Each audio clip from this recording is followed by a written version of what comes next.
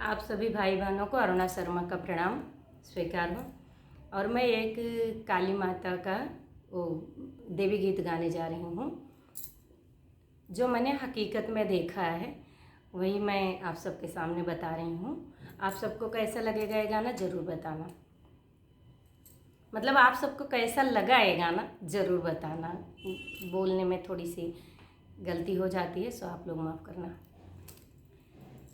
अरे सूती मैं रहले अपने आटरिया, अरे अपने भवनवा में सूती मैं रहले अपने भवनवा में, अपने भवनवा में। भोरही में देखली सपनवा काली मैया जी के, भोरही में देखली सपनवा काली मैया जी के।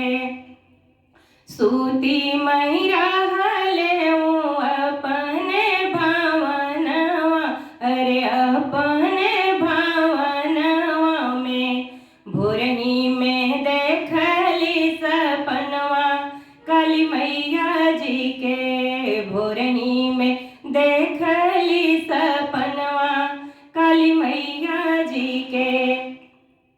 अरे गलियां की गलियां में फिरों में भटकती, अरे गलियां की गलियां में फिरों में भटकती, अरे फिरों में भटकती।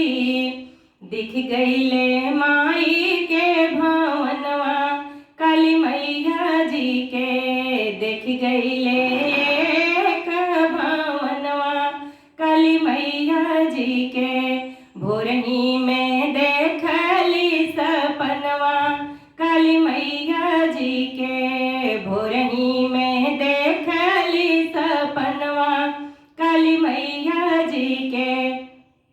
सूती मैं रहले अपने आटरिया, अरे अपने भवनवा में। भोरही में देखले सपनवा अरे काली माई के, भोरही में देखली सपनवा काली मैया जी के।